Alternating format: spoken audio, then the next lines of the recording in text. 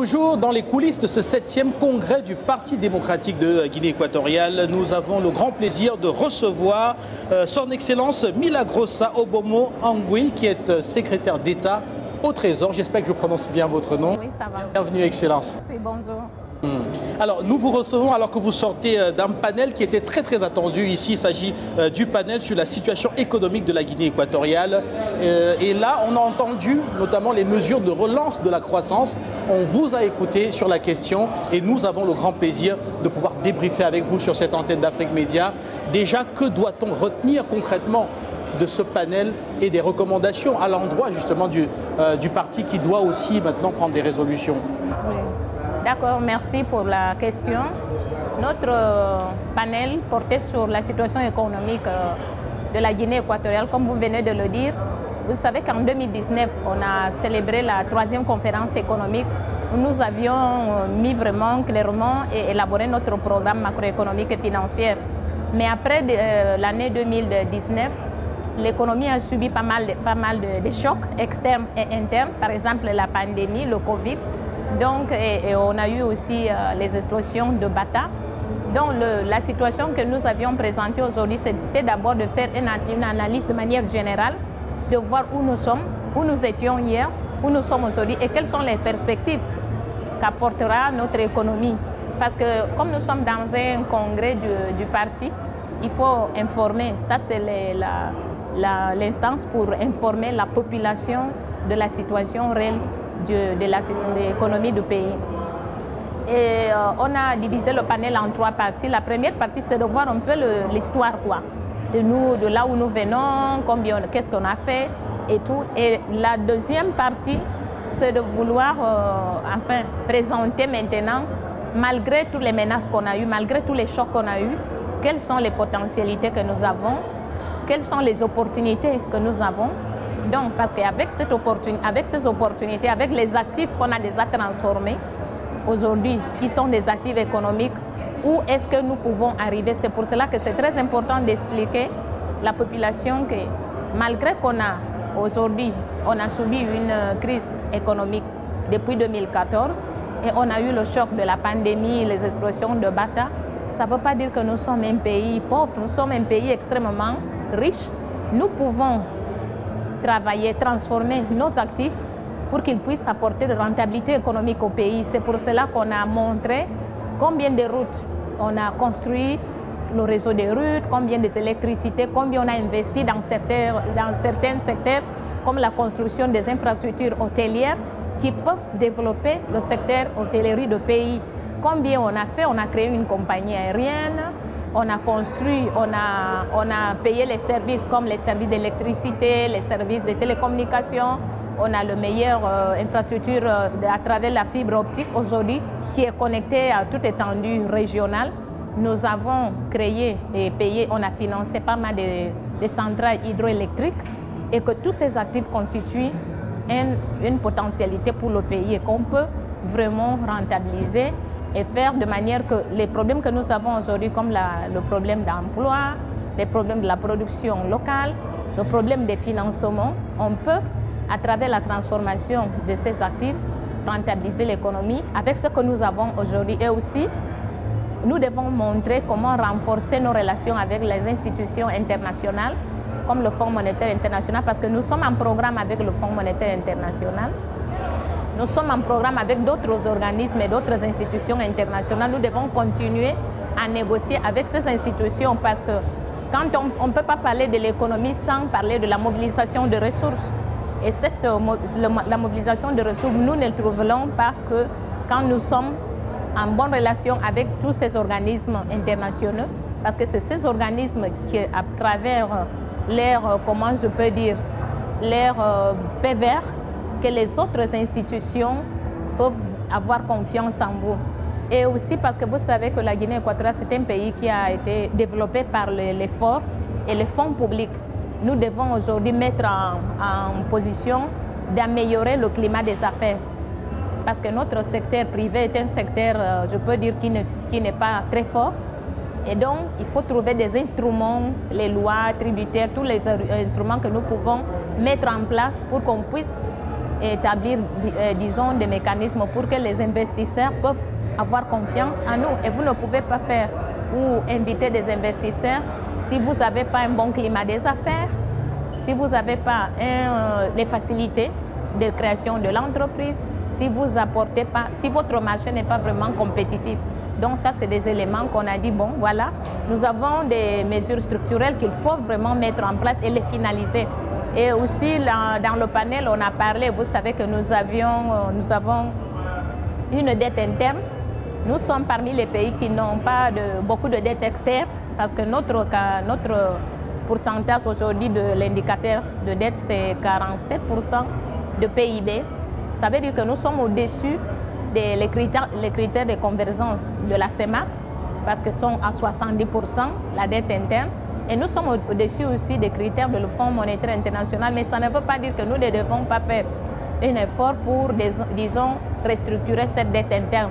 Donc il faut, ça c'est vraiment des mesures que nous avions mis en place comme recommandation, même si certaines actions sont en train d'être exécutées, mais il faut toujours les mettre encore pour qu'on le voit comme priorité et pas comme des simples actions qu'il faut vraiment exécuter.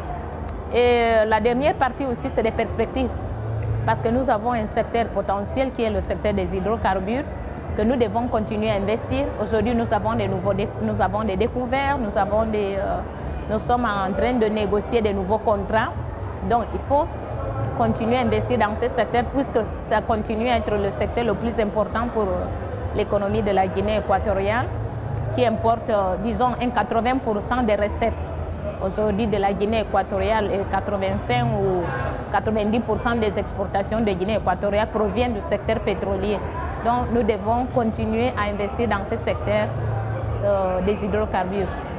J'aimerais, avant qu'on ne rentre justement dans les mesures phares que vous avez indiquées, j'aimerais que nous puissions voir concrètement comment se présentent les grands indicateurs macroéconomiques de la Guinée équatoriale aujourd'hui. Vous avez parlé tout à l'heure de l'endettement qui reste faible, 45% du produit intérieur brut, alors qu'on sait que la communauté économique des États de l'Afrique centrale peut tolérer jusqu'à 75% du produit intérieur brut. Qu'en est-il maintenant de d'autres indicateurs, notamment le compte extérieur, c'est-à-dire que les réserves de change au sein de la Banque centrale? Il y a pas mal des indicateurs, comme vous le savez, qui sont négatifs par rapport à tous les chocs, parce qu'il y a eu une diminution d'abord des productions pétrolières qui a créé vraiment notre balance devient négative dans ce sens. Le compte extérieur devient négatif. Nous avions aussi eu une diminution au niveau de recettes du secteur non pétrolier et vous le savez, le déficit, nous avons un déficit de solde des recettes non pétrolières. Et au niveau du taux de croissance, on a fermé l'année, l'exercice 2020 avec un taux de croissance de moins 5%, malgré que les prévisions étaient de moins 9%. Qu'est-ce qui a causé ça? Pourquoi on n'a pas eu un taux de croissance négatif au-delà de ce qu'on avait prévu? C'est parce qu'il y a eu quand même des efforts, malgré la crise sanitaire, on a fait quand même l'effort de diminuer les dépenses. Et on a donné toutes les priorités à tout ce qui est sanitaire et aussi à augmenter les recettes du secteur social. Enfin, on a investi beaucoup plus tôt dans le secteur social, d'abord parallèlement pour faire face à la crise sanitaire et aussi pour améliorer les conditions de vie de la population. Parce que quand vous confinez les gens, vous devez les accorder des garanties sociales, vous devez l'accorder l'alimentation. Donc on a fait face à une série d'actions pour que la population confinée dans leur maison ne soit pas affamée. Sinon, on allait créer une situation où les gens ne meurent pas de la maladie du Covid, mais ils peuvent mourir par faim. Donc, ça, c'est des choses qu'on a mis en place. Au niveau de l'inflation, on est à 2,9%, au-dessus des critères de convergence. Certains indicateurs sont quand même positifs, mais nous ne contentons pas avec la présentation d'aujourd'hui, parce que vous savez qu'avec la pandémie, on ne peut pas assurer que non, nous allons bien, parce qu'on ne sait pas quelles seront l'envergure ou les dimensions avec lesquelles on va affronter cette choc externe. Merci pour ces indicateurs. La Guinée équatoriale qui se retrouve avec des malheurs qui lui tombent dessus. D'abord l'effondrement des cours du baril de pétrole.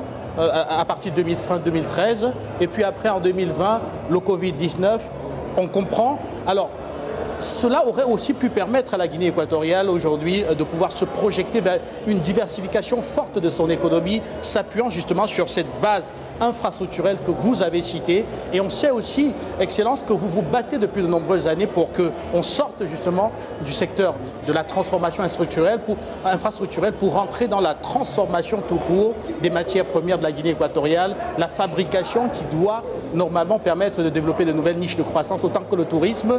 Alors, question directe, qu'est-ce qui est fait aujourd'hui pour le décollage du secteur industriel de la Guinée équatoriale, vu que les autoroutes sont là, vu que les moyens financiers également sont là pour le lancement des industries? Vous savez, comme je viens de vous le dire, on ne peut pas parler d'une diversification économique, de compter avec un secteur privé qui n'est même pas fondé, qui n'a pas confiance en vous. C'est pour cela que je vous dis, une des mesures que nous tenons aujourd'hui comme priorité, c'est d'améliorer le climat des affaires. Parce que nous, de notre point de vue, nous indique que le gouvernement ne peut pas tout faire. Ce n'est pas nous qui allons créer, disons, les sociétés pour créer de l'emploi. Nous voulons que ce soit le secteur privé. Ce que le gouvernement a fait jusqu'à aujourd'hui, c'est de doter au pays des infrastructures physiques, des infrastructures économiques qui peuvent être transformées et qui peuvent permettre une diversification économique comme telle. Mais malheureusement, une fois que nous avions mis en place ces infrastructures physiques, on a subi des chocs. Il y a eu les problèmes, comme vous venez de le dire, la crise économique, la diminution, pas seulement de prix de pétrole, mais seulement on a eu aussi la diminution de la production elle-même. Ça, c'est un aspect vraiment important que parfois on veut montrer aux gens. Parce que parfois on fait mention. Et qu'est-ce que je peux vous répondre à ça? Maintenant, après 2019, on a célébré notre 3e conférence économique et on a mis vraiment en relief à tous ces aspects, toutes vos inquiétudes aujourd'hui. Mais imaginez-vous, nous sortons de 2019 avec une conférence, avec des résolutions pour mettre en place toutes ces mesures structurelles. Mais lorsqu'on commence, on finit l'année de 2019, il y a la pandémie qui apparaît. Ça veut dire qu'on a eu quand même des chocs qui ont peut-être bloqué notre programme de diversification économique. Mais nous ne restons pas avec les mains croisées. On sait qu'on doit vraiment continuer, comme je l'ai dit dans le panel quand j'ai fait la présentation, que ça c'est des menaces, ça c'est des chocs, mais ce n'est pas parce qu'il y a eu des menaces et des chocs que le gouvernement va croiser ses mains. Nous devons continuer avec notre programme macroéconomique et financier, mettre en place toutes les mesures quantitatives, améliorer tout ce qui est recettes non pétrolières. Nous sommes en train de mettre en place des applicatifs qui peuvent nous aider, parce que vous savez qu'aujourd'hui, nous n'avons pas des instruments pour capter, par exemple, les recettes non pétrolières. Les gens ne déclarent pas, les gens n'ont pas la culture impositive et tout ça, c'est des choses vraiment que nous sommes en train de mettre en place. Mais je suis fière parce que, comme pour citer une année, un exercice, c'est 2020, où je m'attendais à vraiment des sérieux problèmes. J'avais même peur qu'on arrive à être de manière insolvable, à ne pas pouvoir même faire face au salaire, mais malheureusement, on a eu de la chance, on a finalisé l'année. Et moi, je peux dire que c'est le pire année de ma vie, l'exercice le plus, disons, que je ne veux pas, malgré qu'il y a eu les gens qui sont morts à cause de la pandémie, mais en termes de gestion financière que j'amène au niveau du pays, ça a été un exercice vraiment que je ne mérite pas vraiment que ça soit répétitif. Merci beaucoup à vous, Excellence. On voit que les indicateurs repartent, enfin, les cours au niveau du baril pourraient repartir si jamais il n'y a pas de reconfinement au niveau mondial.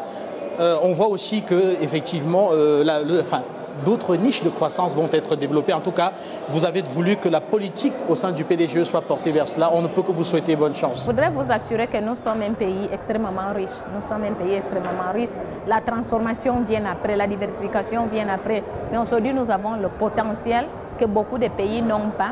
Ça veut dire qu'avec ce que nous avions mis aujourd'hui en place, la construction des ports, des aéroports, des routes, des compagnies aériennes, comme je vous ai indiqué, ça peut nous permettre de bien rentabiliser l'économie du pays. Donc, moi, je suis fière qu'avec le programme que nous avons comme gouvernement, le programme macroéconomique et financier, ça va dans 5 ans, on peut parler d'autres chiffres et d'autres indicateurs. Mais nous ne savons pas, avec la pandémie aujourd'hui, on a parfois peur à assurer et confirmer certains indicateurs. Mais dans le diagnostic, on sait qu'on va bien. Merci beaucoup à vous. Je rappelle aux téléspectateurs que vous êtes Milagrosa Obomo Angui. Voilà, vous êtes la Angui. Merci. Vous êtes la secrétaire d'État au Trésor. Vous êtes l'argentier national de la Guinée équatoriale et vous avez animé donc un panel sur la relance économique tout à l'heure. Nous vous remercions d'avoir marqué cet arrêt. Merci. Merci, monsieur. Merci également aux téléspectateurs de la télévision panafricaine et à très vite.